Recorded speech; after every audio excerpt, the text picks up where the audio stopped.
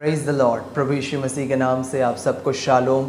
आज आप सबके साथ मैं एक छोटी सी कहानी शेयर करने जा रहा हूँ और ये कहानी है एक रिच फादर की, एक धनी पिता की। एक धनी फादर था, एक रिच पिता था और उस धनी पिता का सिर्फ एक लौता बेटा था। और उस धनी पिता के पास बहुत ढेर सारी प्रॉपर्टी थी, बहुत ढेर सारी जायदाद और बहुत ढेर सारी ईस्टेट उस पिता के पास थी, उसके नाम पर थी। और उसका सिर्फ एक लौता एकमात्र बेटा था। परंतु उसका जो बेटा था वो मिलिट्री में, आर्मी में काम किया करता था। उसका बेटा जब अपनी मिलिट्री से आर्मी से जब वो वापस अपने घर को आता है छुट्टी में, तो अपने पिता के साथ वो बैठ करके वो दोनों डिसाइड करते हैं एक आर्ट गैलरी बनाने का, एक बहुत ही सुंदर आर्ट और ड्राइंग्स को सजा कर रखने का। तो उसका जो पिता रहता है वो मिलियंस ऑफ डॉलर्स की ड्राइंग्स को, आर्ट को, पेंटिंग्स को, सारी चीज़ों को वो दोनों बेटा और पिता और पुत्र दोनों मिल कर के परचेस करते हैं और एक बहुत ही सुंदर सी आर्ट गैलरी वो दोनों बनाते हैं। और उस आर्ट गैलरी में हर एक प्रकार की ड्राइंग्स, महंगी सी महंगी ड्राइंग्स उस आर्ट गैलरी में वो सजा करके रखते हैं। तो उनकी जो आर्ट गैलरी थी वो एक बहुत ही ब्यूटीफुल पब्लिक अट्रैक्शन बन चुका था। जितनी भी पब्लिक वहाँ पे आती थी, उस पर्टिकुलर प्लेस में आती थी, तो वो हमेशा उस आर्ट गैलरी को विज़िट किया करते थे वहाँ की ड्राइंग्स की कलेक्शन को देखने के लिए। जब आर्ट गैलरी बनाने के बाद जो पुत्र था, जो उसका बेटा था, वो वापस अपनी मिलिट्री में, अपनी आर्मी को ज्वाइन करता है, जो कि छुट्टी में आया हुआ था। और छुट्टी से वापस आर्मी ज्वाइन करने के बाद दो देशों के बीच में युद्ध छिड़ जाता है। और जब दो देशों के बीच में जब युद्ध होता है तो उसके बेटे का जो मित्र रहता है, उसका जो बेस्ट फ्रेंड रहता है, वो ऐसी सिचुएशन में रहता है जहाँ पे उसकी जान को खतरा रहता है। तो ये जो बेटा रहता है, ये अपने बंकर में से निकल करके अपने मित्र को बचाने के लिए वो जाता है। और जैसे अपने मित्र को बचा करके वो वापस ला रहा था, उसी वक्त उस बेटे को, उस धनी पिता के एक लौते बेटे को गोली लग जाती है और गोली लगने के कारण उसकी मृत्यु हो जाती है। इसका मतलब है कि वो अपने मित्र को बचाते बचाते वो स्वयं शहीद हो गया, या स्वयं अपने प्राणों की बलिदान को, प्राणों की आहुति को उसने दे दिया। जब ये बात मिलिट्री वाले जब उसके पिता को इन्फॉर्म करते हैं तो उसका पिता टूट जाता है। वो बहुत फूट फूट करके रोता है और बहुत ही निराश और बहुत ही दुखी हो जाता है। कुछ समय के बाद एक व्यक्ति अपने हाथों में एक छोटी सी ड्राइंग लेकर के उस आर्ट गैलरी में उस पिता के पास, उस धनी पिता के पास आता है और आ कर के उस पिता को बोलता है कि सर, शायद आप मुझे नहीं पहचानते हैं, पर मैं आपको बहुत अच्छे से जानता हूँ। तो वो जो धनी पिता रहता है, वो रिच फादर रहता है, वो उससे पूछता है कि आप कौन हैं। तो वो बताता है कि मैं वही सोल्जर हूँ जिसके जीवन को आपके बेटे ने बचाया था, और मेरे जान को बचाते बचाते आपके बेटे ने अपने प्राण को बलिदान दे दिया। और यदि वो उस दिन अपने बंकर में से निकल करके मुझे नहीं बचाता तो आज मैं जीवित नहीं होता। तो उस प्रकार से वो सारी बातों को वो जो सोल्जर है वो उस पिता के साथ शेयर करता है, जो कि उस दिन उस घटना में घटित हुई थी। उसके बाद वो जो सोल्जर है वो उस पिता को बताता है कि आपका जो बेटा था वो मेरा बेस्ट फ्रेंड था। हम दोनों एक ही साथ रहा करते थे, एक ही साथ हम दोनों खाना खाते थे, एक ही साथ हम ड्यूटी करते थे। और वो उसके साथ शेयर करता है, वो सोल्जर, कि जब आपका बेटा छुट्टी के बाद वापस जब वो ज्वाइन किया आर्मी को, तो उसने मेरे साथ हर एक बातों को शेयर की कि किस प्रकार से आप दोनों ने मिल कर के ये आर्ट गैलरी को बनाया, किस प्रकार से आप अपने बेटा से बहुत ज़्यादा प्रेम करते थे। आपके हर एक प्रेम को, आपकी हर एक बातों को वो मुझसे शेयर किया करता था। और इस प्रकार से वो हर एक लम्हे को, हर एक मोमेंट को जो अपने पिता के साथ गुजारा था, वो इस सोल्जर के साथ से शेयर किया था। और इन सारी बातों को वो सोल्जर उस पिता को बताता है। फिर उसके बाद वो सोल्जर अपने हाथ में एक पेंटिंग रखे रहता है और वो सोल्जर बोलता है कि सर, मैं एक बहुत अच्छा आर्टिस्ट तो नहीं हूँ, परंतु फिर भी से मैंने आपके प्यारे बेटे की और अपने प्यारे मित्र की मैंने एक छोटी सी तस्वीर बनाई है, उसको स्मरण करते हुए कि जो समय मैं उसके साथ बिताता था। और वो पेंटिंग को उस पिता को देता है। जैसे ही वो पिता उस पेंटिंग को देखते हैं, उनकी आंखें भर जाती और वो बहुत ज़्यादा अत्यधिक खुशी और अत्यधिक आनंदित होते हैं, क्योंकि वो अपने बेटे की तस्वीर को देखते हैं।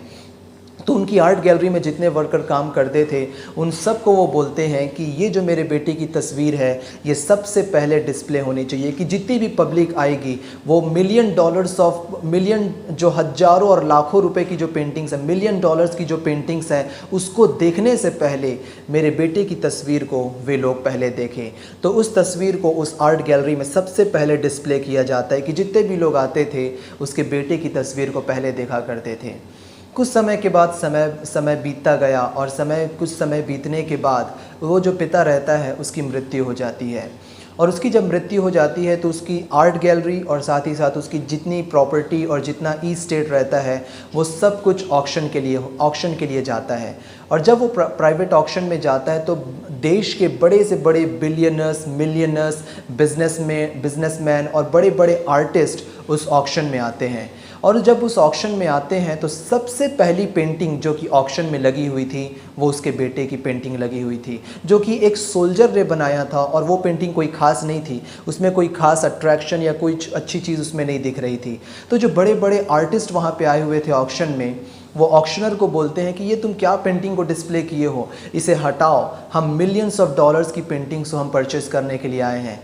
तो ऑक्शनर जो था उसने बोला कि ये जो पेंटिंग है, जो रिच फादर था जिसकी ये सारी प्रॉपर्टी और एस्टेट थी, उसने ये लिख करके दिया है कि सबसे पहले इस पेंटिंग का ऑक्शन किया जाएगा और इस पेंटिंग के ऑक्शन के बाद ही हर एक अन्य अदर पेंटिंग्स का ऑक्शन किया जाएगा। तो सारे जो आर्टिस्ट वहाँ पे बैठे हुए थे, बिजनेसमैन, मिलियनर्स, बिलियनर्स, वो सारे लोग बड़बड़ाने लग गए, वो अपने आप में फुसफुसाने लग गए कि ये क्या पेंटिंग को ये ऑक्शन के लिए लगाए हुए हैं, अब इसे कौन खरीदेगा। जब ये सारी बातें हो ही रही थी तो पीछे से एक आवाज़ आती है, $10 उस पेंटिंग के लिए बिड करता है एक व्यक्ति। सब कोई उसे मुड़ करके देखते हैं, और जब सब कोई उसे मुड़ करके देखते हैं तो ये वही सोल्जर था जिसने उस पेंटिंग को बनाया था। वो सोल्जर सबके सामने में खड़े होकर के कहता है कि मेरे पॉकेट में सिर्फ $10 है और मैं सिर्फ $10 ही इस पेंटिंग के लिए बिड कर सकता हूँ, इसकी बोली लगा सकता हूँ, इससे ज़्यादा मेरे पास कुछ भी नहीं है। जो ऑक्शनर था वो $10 को सुन करके वो लोगों से बार बार पूछता है कि क्या कोई बढ़ करके बोली लगाना चाहता है, क्या कोई बढ़ करके बोली लगाना चाहता है। परंतु सब लोग ऑक्शनर को बोलते हैं कि नहीं नहीं, इसे $10 में दे दो, हमें ये पेंटिंग नहीं चाहिए, हम तो दूसरी बड़ी मिलियंस ऑफ डॉलर्स की पेंटिंग्स के लिए हम यहाँ पे आए हुए हैं। तो ऑक्शनर 3 बार बोलता है, $10 1, $10 2 and $10 3। The painting is sold and now the auction is officially closed। ये पिक्चर जो उस बेटे की पिक्चर थी ये सोल्ड होती है $10 में, अब ऑक्शन जो है ये बंद किया जाता है। तो सारे लोग शॉक हो जाते हैं, बोलते हैं ऑक्शन को क्यों बंद कर रहे हो, क्यों इन सारी चीज़ों को तुम ऑफ कर रहे हो, अभी तो ऑक्शन स्टार्ट हुआ है। वो जो ऑक्शनर है, वो जो ऑक्शन लगा रहा था, ऑक्शनर जो है वो कहता है कि जिसकी ये प्रॉपर्टी थी, जिसका ये आर्ट गैलरी थी, उसने लिख करके दिया है और उसने ये कहा है कि जो भी मेरे बेटे की पिक्चर को ख़रीदेगा उसकी ये सारी आर्ट गैलरी में जो $मिलियंस की जो पेंटिंग्स है, मेरी जितनी भी प्रॉपर्टी है, मेरा जितना भी धन है, मेरा जितना भी एस्टेट है, वो उस व्यक्ति को जाएगा जो मेरे बेटे की पिक्चर को ख़रीदेगा। तो उसकी सारी प्रॉपर्टी, सारा एस्टेट, सारी आर्ट गैलरी उस सोल्जर को चली जाती है। तो सारे लोग शॉक हो जाते हैं क्योंकि ये जो स्टेटमेंट था ये उस रिच फादर ने लिखित में दिया हुआ था अपनी मृत्यु से पहले।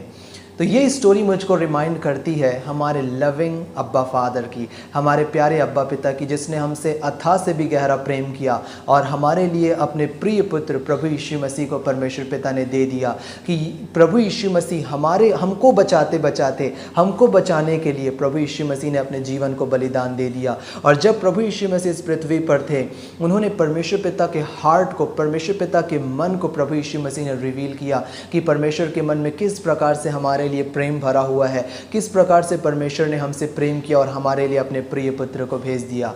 तो आज बहुत से लोग हैं जो उस प्रिय पुत्र को छोड़ करके, उस परमेश्वर के प्रिय पुत्र को छोड़ करके $मिलियंस की पेंटिंग्स की खोज में है, नाना प्रकार की चीज़ों की वो खोज में है कि हमको फाइनेंशियल ब्लेसिंग चाहिए, हमको ब्रेक थ्रू चाहिए, हमको हीलिंग चाहिए, हमको कपड़ा चाहिए, हमको खाना चाहिए, हमको प्रॉपर्टी चाहिए, नाना प्रकार की चीज़ें चाहिए।